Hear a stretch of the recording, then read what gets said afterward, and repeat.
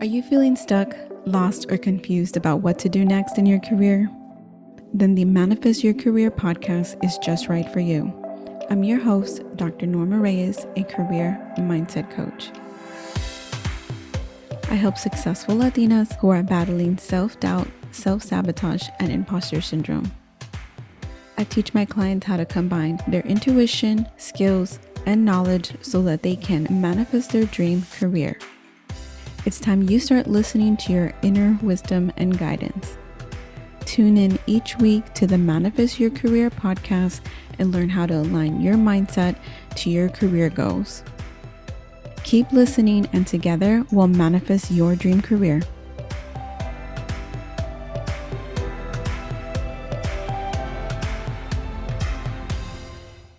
Hey guys, welcome back.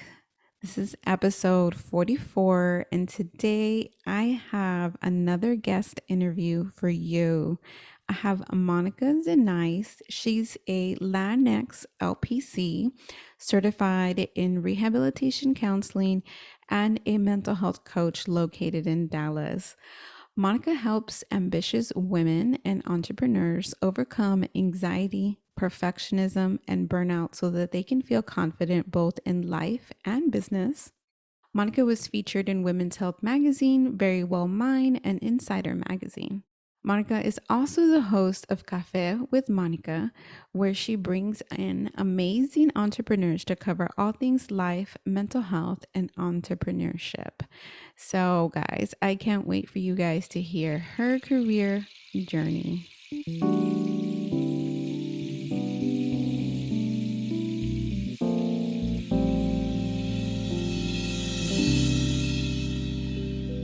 Thank you for joining us, Monica. The first question I have for you is, can you tell us about your family background? Where did you grow up and who did you live with? Yeah, so I am from Laredo, Texas, so right on the border of Mexico.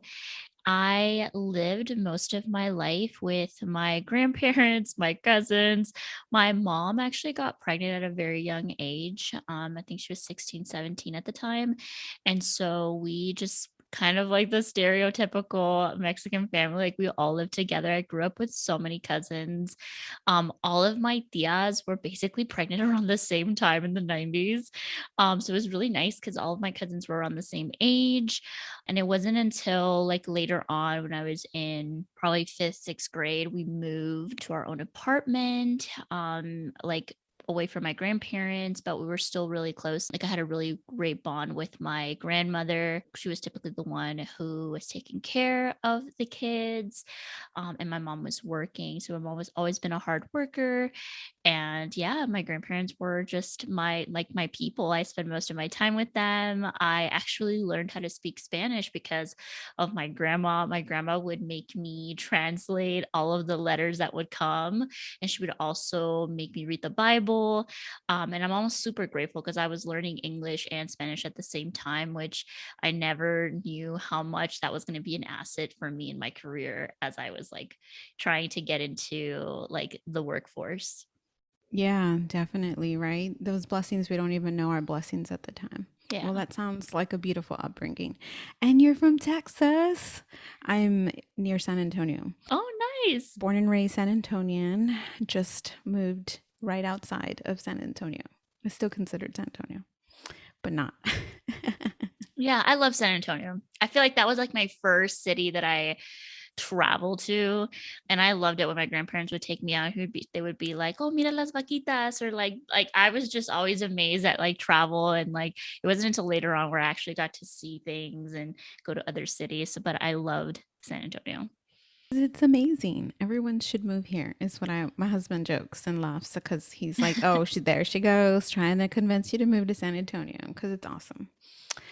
So the next question I have for you is, when you were young and people asked you what you wanted to be when you grew up, what do you recall telling them? I I think when I was initially young, I wanted to be a lawyer and a criminal investigator. I think it was because I was watching too much Criminal Minds. And also, I think at the time, like Legally Blonde came out, and I was like, oh my gosh, I'm going to be a lawyer. I'm good at arguing. And everybody in my family would say, you're good at arguing. And that's how it started. It wasn't until later on where I was like, okay, I'm going to be a child psychologist, to quickly then realize that I do not like working with kids. I love kids, but I do not like working with them. And so that definitely changed, but I was still interested in psychology. But yeah, so lawyer, criminal investigator, and then child psychologist were the three things in my childhood that I could remember I wanted to be. Yeah. Well, those are all very investigative and curiosity there. So, you know, maybe that was the connection there. So, who do you recall being some of your earliest career models that you imagine yourself being like? Yeah, I think for me, a lot of it was like based in the media, like, people playing lawyers, like I said, or people playing criminal investigators. My family, I mean, like my grandmother didn't work. My mom was working at the time, like as a receptionist so in Laredo, it's a lot import export. So a lot of like trucking companies and things. And my mom hadn't finished high school. So she basically worked her way up in that field. And at the time, like that was all we knew what you could do in Laredo, like being in the truck service or whatever, or like a teacher. Like those were the things that I knew, like I was experiencing, or like I knew someone would had that job.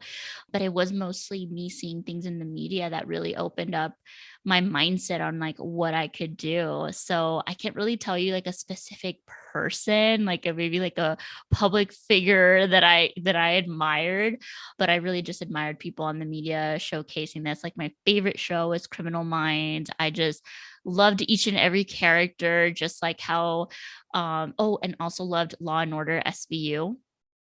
I loved that show, and I just loved I don't remember the actress's name, but I just loved her. Like she was just so empowering, and it was like the first time I saw a woman in the media being portrayed as just like the leader, and like the person who is like saving the child. Or And I just really love that. Like I want to help other people, like I want to be that helpful, I want to create that impact and change. So yeah, I think for me was like actors and actresses is just weird, right? Like we think about who we admired growing up, and for me it was an actress that wasn't even actually a lawyer, or wasn't even actually like a like actual investigator. Yeah. Yeah. But the role that she played and what she was showing, right? Hmm. So now tell us about your educational background. Did you attend college right after high school or did you do that later?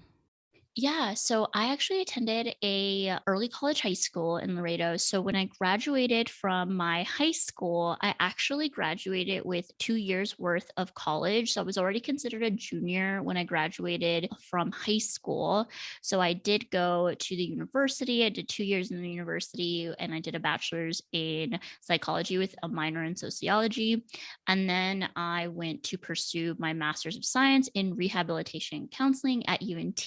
And yeah, and then I did training to get my license for licensed professional counselor. So that was kind of my career path. Early college, high school, university, master's, very straightforward. Yeah. And did you have any struggles or challenges during any of your school? Oh, absolutely. I mean, you asked me about my family background, and one of the things with my family background is because my mom was so young, like we would always bump heads, and there was always a lot of things happening behind the scene as far as like, people struggling with depression. Like my grandmother struggled with depression a lot. Like she had lost her mother from cancer. There was a lot of addiction in my family.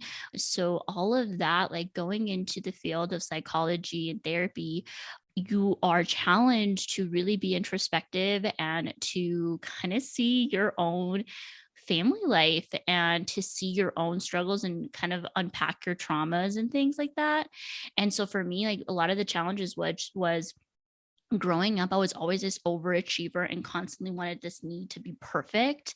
And I quickly realized that seeking perfection, especially as a student, was only going to lead me to a burnout and lead me to overextend myself, which did happen in 2015.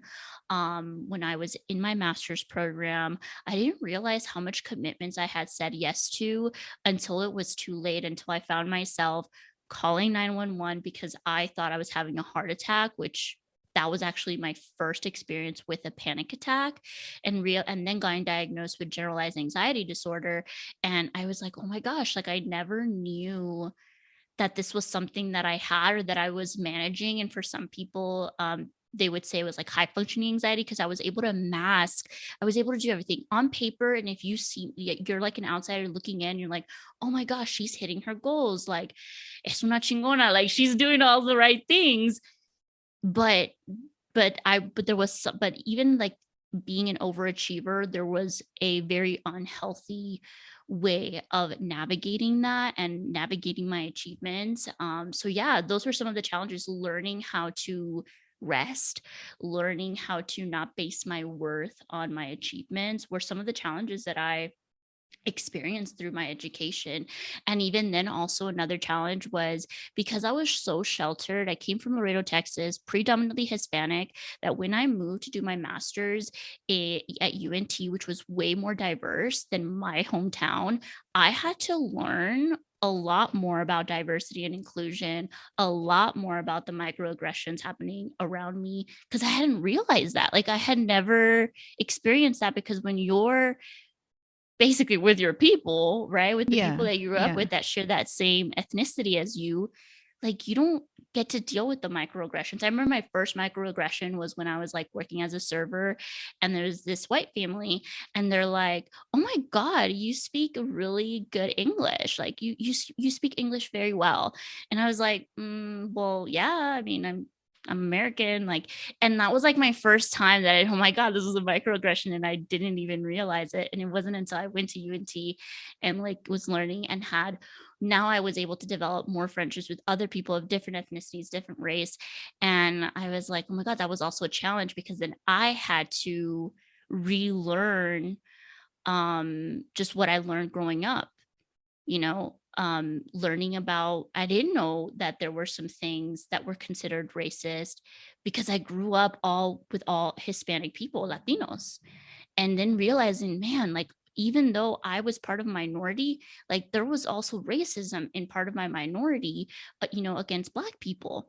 And so like all of those were challenges that I had to own up to, and I had to like just understand my biases, because again, like in therapy, in a therapeutic master's program, you're going to have to learn all those things. You have to learn how to be a culturally competent therapist and be able to be open and understand all walks of life. So yeah, there was definitely some challenges.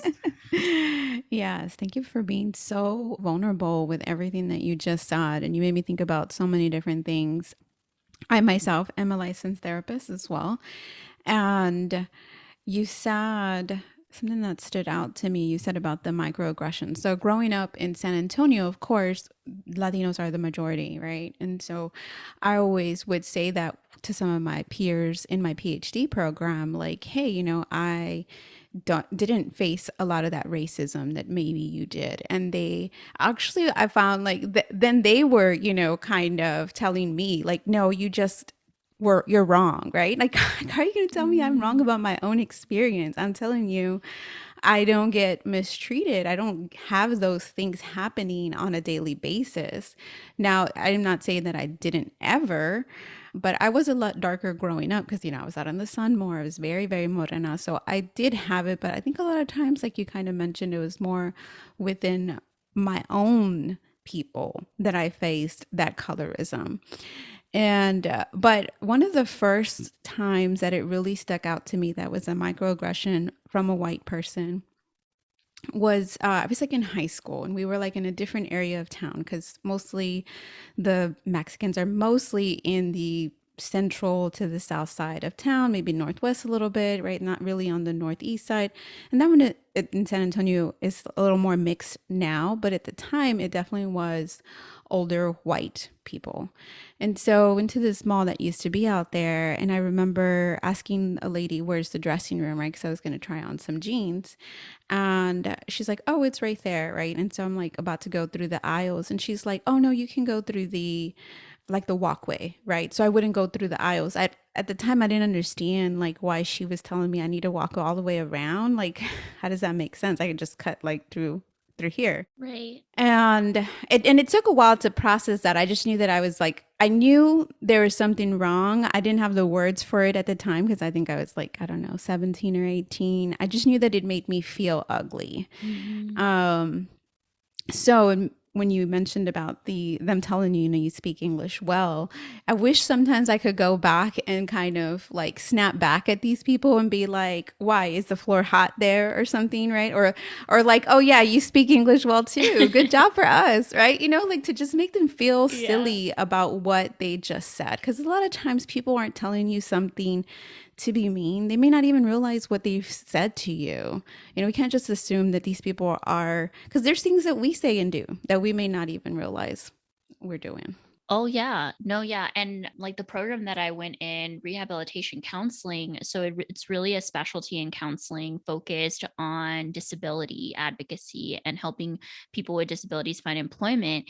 And I had to really learn how me as a Hispanic saw people with disabilities, because growing up, we would be, ay, está malito, or like, I Mm-hmm. no, you don't Yeah. stare because, and like, that, or like using words like retarded and those kinds of things. And I'm like, like, oh my God, like that's how they taught me. And so really had to learn all of that, relearn how to be able to advocate for people with disabilities, because in my family culture, we were just like, don't stare, está malito, like something's wrong with them, very seen as very indifferent, marginalized, like. So yeah, I think our experiences really do shape like how we perceive things. And then until we're in a place where we can educate ourselves and really unlearn some of the things that we've learned growing up. Yeah. And I feel like sometimes when we have those experiences with, white folks, it's like they may have never come across someone to educate them about are, like that we're both American and that that we both can speak English. Like it was crazy for me when I was sitting there. I was like, okay, like I didn't even know how to react. I was like, I don't know. Now I know, right? Now I can stand up for myself and advocate for myself and let that be a teaching moment for them. But before I was like, oh my gosh, I don't know. And also like this halo effect. Do you know about the halo effect, right? Like when we perceive someone as attractive or in higher ranking or of authority, we now trust them more. And that's what I realized that I had for white people. Like this halo effect, like that they were good people.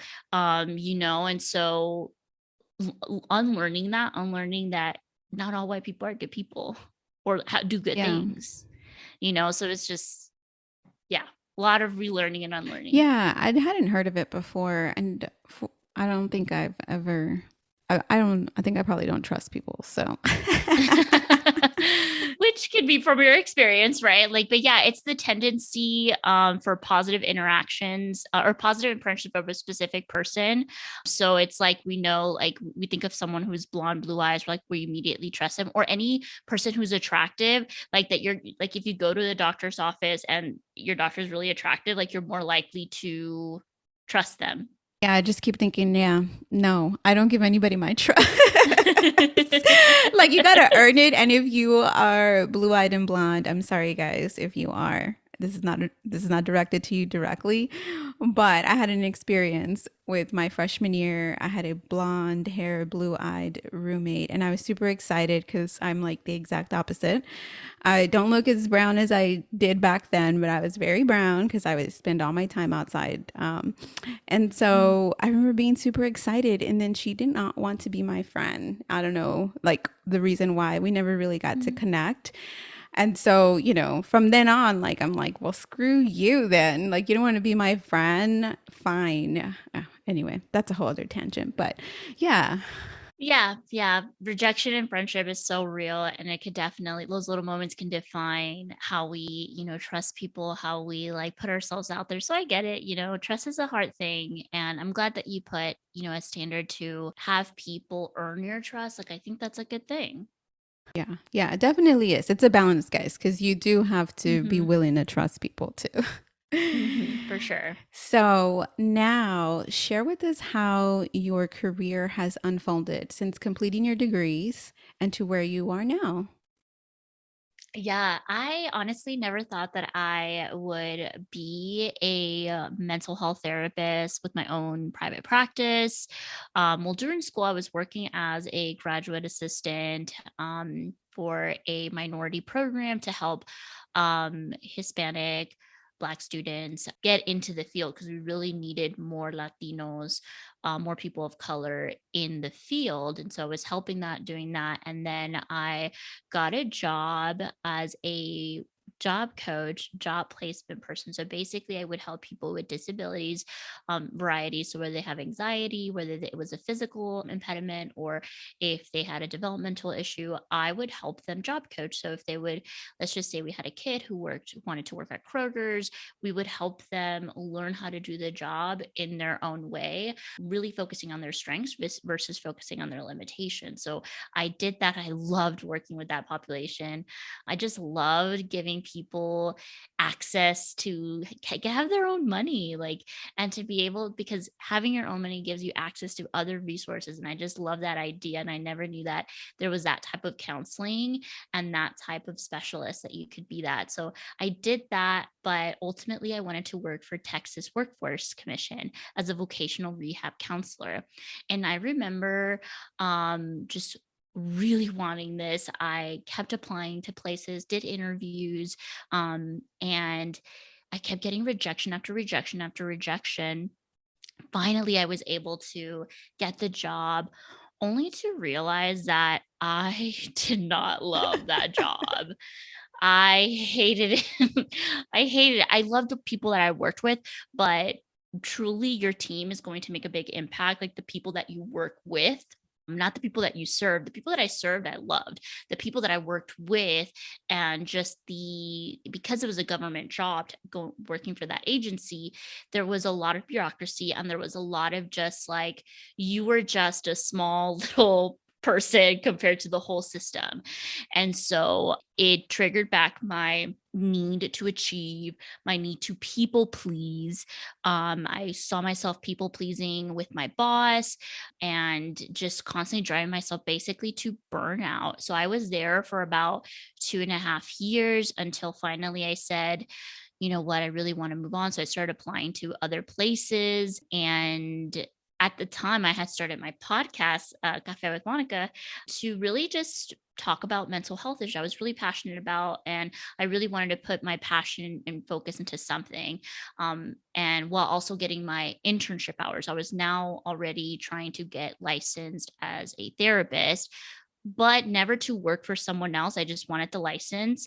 And doing this podcast, I just wanted for people to get to know me and things like that. So I was still in this agency job, doing the podcast, getting my licensing hours.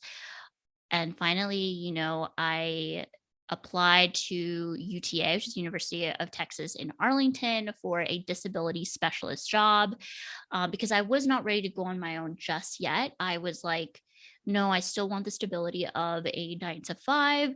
And so that experience completely changed the way I see leadership. I had such an amazing leader. I cannot, looking back, like my boss was just so great. I'm glad that I came from that burnout experience to her and working for her team, because she valued self-care, valued rest, always was checking in to make sure we were doing great. I had amazing coworkers, really developed good friendships there. And it also gave me the mental space to start working on outside things, which finally was, I wanted to be an entrepreneur. I wanted to build my business. I wanted to do things on my own terms.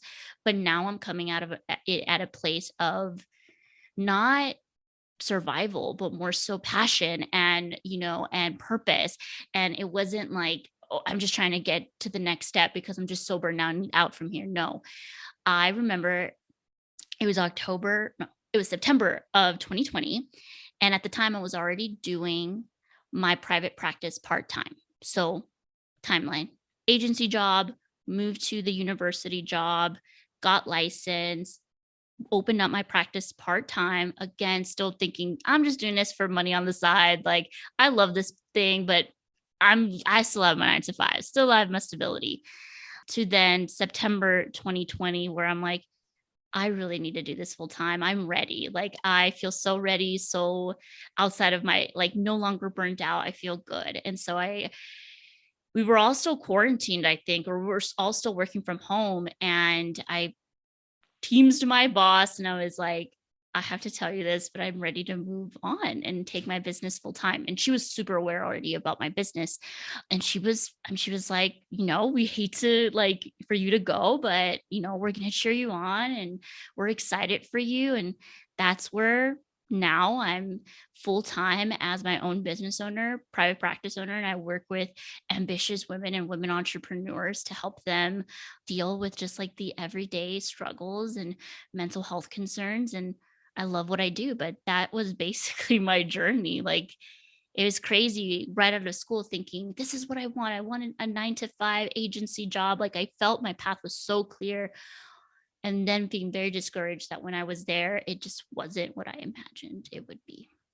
Yeah, yeah, that happens really often. Like we think we Hmm. know what we want, and there's nothing wrong with, ending up in the wrong place, quote unquote, because nothing's ever wrong. It's a learning experience. Right. Because, you still had, like you mentioned, you got all of that re-triggered. So you still Hmm. needed to work on those. A lot of times we find ourselves in the same place no matter what job we get because it is, re-triggering something we Hmm. still need to work on.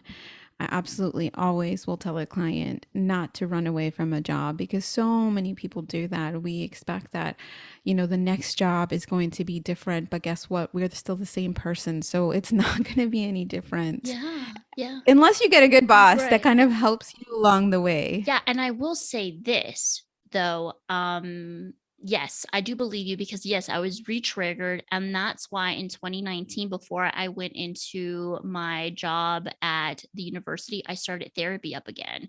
And I was able to just have so many amazing breakthroughs of childhood experiences that I hadn't really unpacked, to where I felt so good about applying for that job, taking the interview. And then when my boss, because she's a good boss, also enforcing my boundaries, which I had no boundaries in my previous job. It was my first job, like first real 9 to 5 job out of school.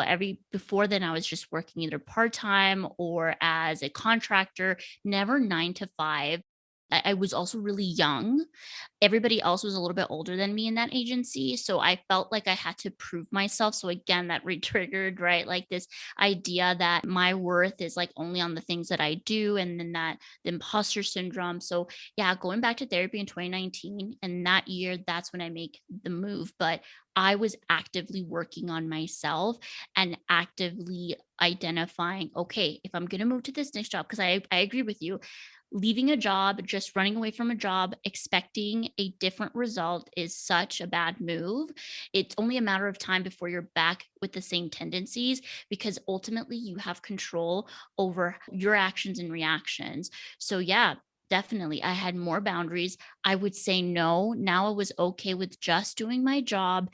And even my 100% or even 75% was way better than other people. So I was like, I believed in myself. I believe in my work ethic and just allowed myself to slow down. Like there's nothing, I didn't have to prove myself. Like I was a good worker and really understanding my value and what I bring to the table really helped. Now, as well as a good team dynamic. So, yes, totally agree. Yeah, and that's high achievers, right? What we believe to be like 100% might actually be like 400% for the Yeah. company. So you got to take that into perspective too. Something you said, oh man. I should have wrote it down. I'll try to remember what I was going to ask you, but I'll ask you the next question while I try to remember what I Mhm. was going to ask. But what has been the most influential experience in your career so far? I want to share this story about when I was in that agency and I was going to therapy and I was now starting to enforce my boundaries before I was leaving. So this is my manager because my manager, I had just the hardest time to say no. And it was so influential because I remember her coming into my office and saying like, "Hey, we're adding these extra things on your plate." Granted, I was the youngest with the least experience. There was all these other senior counselors, but basically they couldn't give them more work because that's just how things were, right? Like they basically worked here. They earned their time. There you go. They earn their time. So of course everything's gonna fall on me. So then she's telling me like I'm gonna put more of these things. And I'm like, well, if you're gonna add those things, I need you to remove X, Y, and Z because I can't add any of that. And she was like, no, I know you can do it. I know you can do it. And I was like, I appreciate you believing in me and feeling like I can, but I know personally I cannot. And I remember her walking away and I'm sitting there in my office and I'm like, because she just walked away. She's like, mm, and she just walks away. I wish people could see my face, but she's like, she's walking away. And I'm like, oh my God, this is what putting boundaries in place is, right? Because I put boundaries in place, but never with like just high conflict. And so she walks away. I sit in my office and I'm just like, oh my gosh. I immediately want to go and take everything I just said back. It felt so uncomfortable, but I didn't. And that was the where I'm like, that's such a good moment for me. That's such a like I that was a very influential moment for me because there are going to be people in your life who are going to push you or want you to push through something, but you ultimately know how far you can go. And that was super influential for me. Yeah, I love that. I love that. And I actually remembered what I was going to say and ask. And this totally relates too. So, as a first gen professional, you don't have anybody to ask these questions to. You don't have anybody to tell you like, nah, girl, don't be putting up with that. Like, talk to them, here's the professional way to say this. Here's the professional way to send, set these boundaries. And as first gen professionals, like we don't have anyone, right? And I know if I go to my parents and tell them like I'm struggling at work and they're telling me to do this, my mom and dad are just gonna be like, pues hazlo. Like, what Right. else are Ay, you gonna mija, do? Do the job. échale ganas, no, mija, no te dejes, pero échale ganas, es que, whatever. And my mom too, like now that I'm an adult and I'm telling my mom about my experiences, my mom was such always a good advocate for me. And she was always like, no, like, you know what you have to do, like, it's not okay. But even then, she would share also, because she was also working a 9 to 5, had bosses, and she was like, I struggle with that too. Because she didn't have anybody to tell her what to do, how to do things. I mean, she worked her way up. And while some people are coming in with education exactly where she's at, and she's only got experience, she doesn't have the educational background. But so it's cool to see like the difference and how she also struggled with it too. So I was glad I was able to share that with her. And I would just cry, and she was good. And that was part of my healing journey too. Like when I was in therapy, healing that relationship with my mom.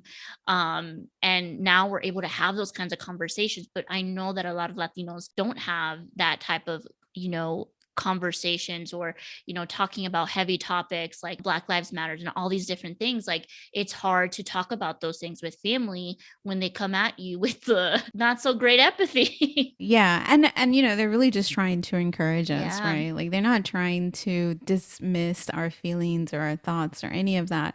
They just really want to, they're trying to pick us up in the way that they know how. Yeah.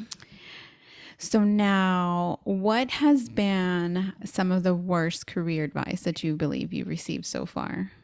um just keep working really hard and eventually like good things will happen. Here's the thing, and that's something I had to unlearn. If you work really hard, good things will happen. Sometimes you can work really hard and terrible things happen. So it's never guaranteed. So work at the pace that feels right for you. If you advocate for yourself, like those are the things that, not just working hard. Yeah. Yeah. I always, to the working hard, I always think my parents work hard. They work hard and they did not get any career opportunities from working hard. Yeah. It's the network, it's building connections and granted that's work, that could be hard work, but I always had trouble with the 80/20 rule. Like, is it 20% of the effort leads to 80% of the results? I was like, what? Like, no, 100% of the effort, So yeah, like having to unlearn that was the worst advice I got. All right. So now let's hear what has been the best career advice that you've received. The best career advice was, this is just a job and you have a whole life outside of this. And that was something that the 9 to 5 that I had just left in October of 2020, that was my boss. She was like, this is just a job. Like, you get to live your life outside of this. Like, this is just a vessel for you to be able to live your lifestyle. And this is only one part of your identity. This is not everything.